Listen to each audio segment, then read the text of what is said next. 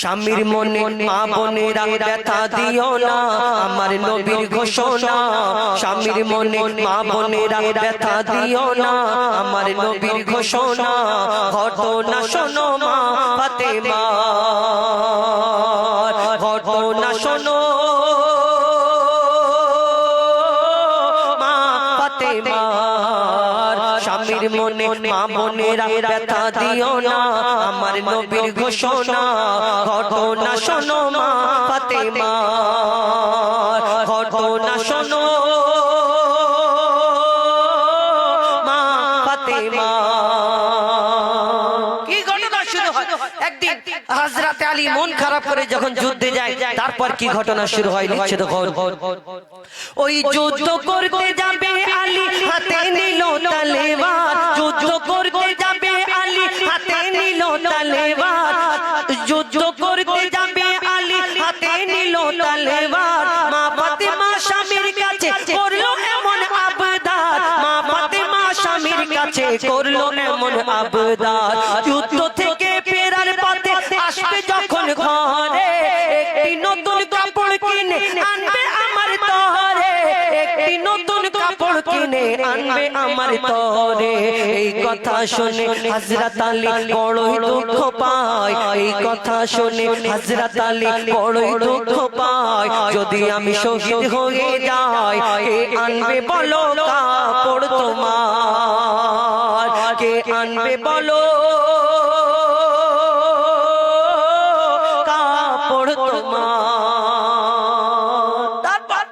এই কথা বলে যখন হযরত আলী যুদ্ধে চলে গেল, ইমাম হাসান ইমাম হুসাইন নবীজির ঘরে চলে গেল। নবীজি জিজ্ঞেস করে, আমার দয়ার নবীকে যখন বলে আমার আব্বা মন খারাপ করে যুদ্ধে গেছে, ওই চোখ থেকে পানি ঝরে। তারপর কি ঘটনা হয় লিখছে দেখো। ওই দুঃখ ভরা হৃদয় নিয়ে আলী গেল রনে, দুঃখ ভরা হৃদয় নিয়ে আলী গেল রনে। নানার কাছে ছুটে এলো হাসান হুসেন, নানার কাছে ছুটে এলো হাসান হুসেন। আপুর কাছে নতুন কাপড় চেয়েছে আম্মি জান, আপুর কাছে নতুন কাপড় চেয়েছে আম্মি জান। তাই আপুর মনটা খুবই খারাপ ছিল যে সে পেরেশান, আপুর মনটা খুবই খারাপ ছিল যে সে পেরেশান। এই কথা শুনে দয়ার নবীর কান্না থামে না, এই কথা শুনে দয়ার নবীর কান্না থামে না।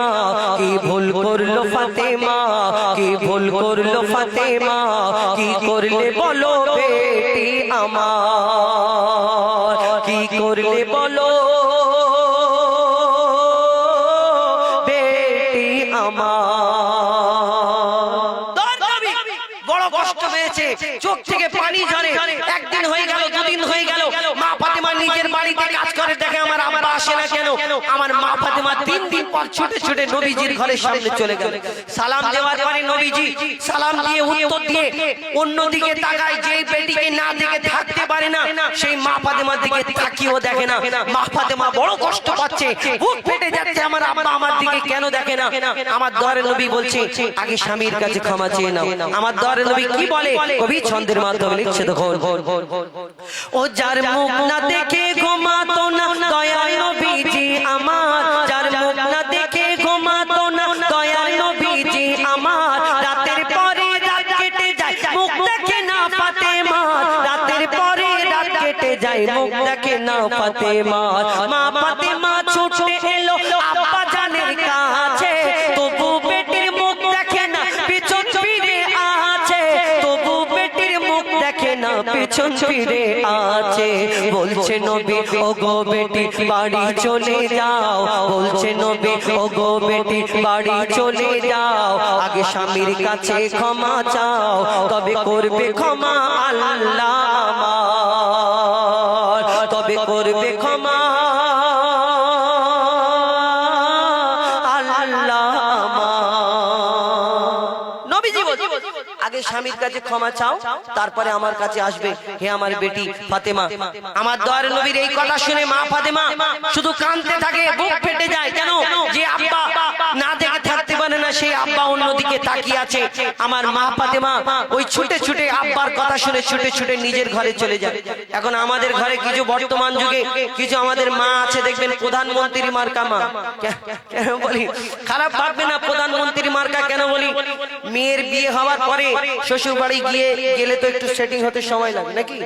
এখন যদি মেয়ে নতুন জায়গায় বিয়ে হলো, কেউ কিছু বললো, কানতে কানতে মেয়ে আমার ফোন করে মাকে বলে, মা গো তুমি আমাকে কোন জায়গায় বিয়ে দিলে, এইখানে বিয়ে দেওয়ার থেকে আমাদের বাগানের পুকুরে গলায় কলসি ঢুকিয়ে যদি পুকুরে ডুবিয়ে মেরে দিতে তবু আমি আরামে থাকতাম। মরে গেলে নাকি আরামে থাকে, ভিতরে খালি গুড়গুড় করে আওয়াজ হবে, এটা তো জানে না মরে গেলে নাকি আরামে থাকে।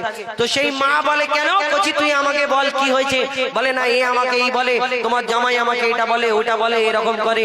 তখন সেই মা বলে, শোন কচি আমাদের কোনো দিকে কমি নেই, আমার তোর ভাইদের এত কিছু আছে, তারপরে তোর মেজো চাচা উই মানে বুঝে থাকে না ক্ষমতা পাওয়ার থাকে, তোর মেজো চাচা উই, আর তোর চিন্তা কিসে, তুই চিন্তা করবি নি, তুই একটা কাজ কর, তোকে যদি 4টে বলে তুই 8টা বলে নিবি, তোকে দু ঘা যদি মারে তুই 4 ঘা মেরে তুই চলে আসবি, তারপর দেখে নেবো, এরকম হাত নাড়ায় মানে দেখে নেবো, লিবি দেখে নিবি মানে ভিতরে যাবে সব গুড়গুড় করে আওয়াজ হবে, হাত আর নড়বে না, সোজা হয়ে চিৎপাত হয়ে গিয়ে দেখে নেবে।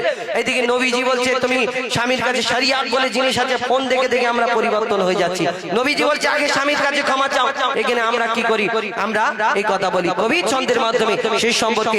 দয়ার নবী মায়ের নবী যখন এই কথা বলে, মা ফাতেমা ছুটে ছুটে দরজা বন্ধ করে শুধু ডুকরে ডুকরে কাঁদে।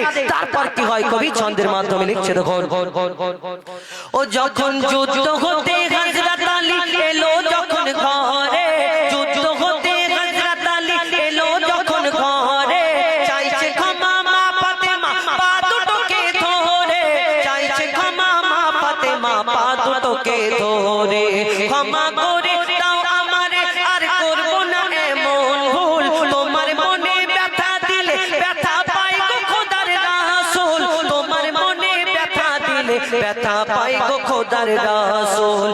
আলী ফাতেমা হাসান হোসেন নবীর কাছে যায়, আলী ফাতেমা হাসান হোসেন নবীর কাছে যায়, নবী মোর দেখে শান্তি পায়, এমন ভুল কখনো করো না গো আর, এমন ভুল কখনো করো না গো আর। আমার নবী বলছে, শোনো ফাতেমা, আজকে আলী যদি তোমাকে না ক্ষমা করতো তাহলে আমার দয়ার নবী উম্মতের শিক্ষার জন্য কি বলেছিলেন, শেষ কথায় লিখছে দেখো, ও গো বলছে নবী আল আরাবী শোনো বেটি ফাতেমা, বলছে নবী আল আরাবী শোনো বেটি ফাতেমা, আলী যদি আজ তোমাকে না করিত ক্ষমা, আলী যদি আজ তোমাকে না করিত ক্ষমা, আমি তোমার আব্বা তোমাকে ক্ষমা করতাম না, স্বামীকে যে দুঃখ দেবে আমি নবী তাকে চিনব না, স্বামীকে যে দুঃখ দেবে নবী তাকে চিনবে না।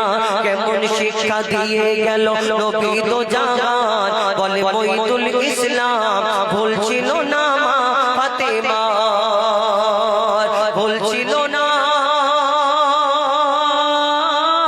মা ফাতেমা, স্বামীর মনে মা বোনেরা ব্যথা দিও না, আমার নবীর ঘোষণা ঘটনা শোনো মা ফাতেমা, ঘটনা শোনো মা ফাতেমা।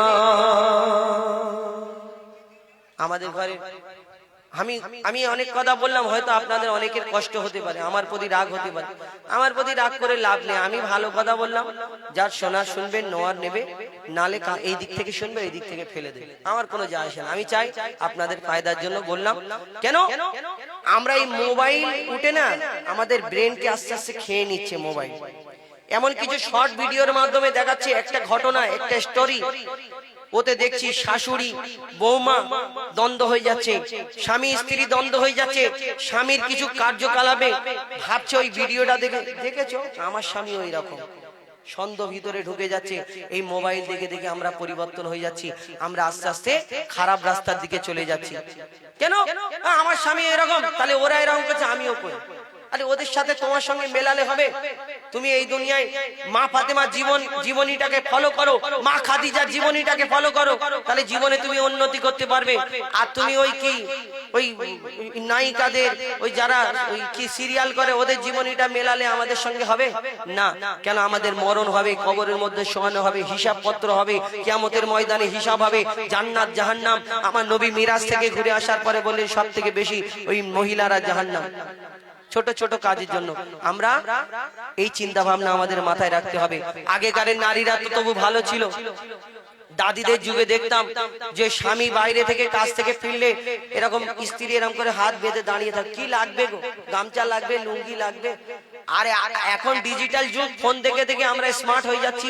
স্বামী যদি বিদেশ থেকে কাজ থেকে ফিরে বলে, হ্যাঁ গো কচির মা, মনির মা, আমার এই লুঙ্গিটা কোথায়? আর যদি দেখা যাচ্ছে লুঙ্গিটা কোনো জায়গায় রাখা আছে দেখা যাচ্ছে, তখন এই কাজের যদি একটু চাপ থাকে তখন বলে, হ্যাঁ কেন চোখে 40 হয়েছে দেখাবো না, দাঁত মুখ খিচে বলে চোখে 40 হয়েছে দেখাবো না, ওখানে রাখা রয়েছে। তুমি বলো কোনো অসুবিধা নেই। যখন ভিতরে যাবে গুড়গুড় গুড়গুড় করে আওয়াজ হবে, বলে আল্লাহ একবার ছেড়ে দাও।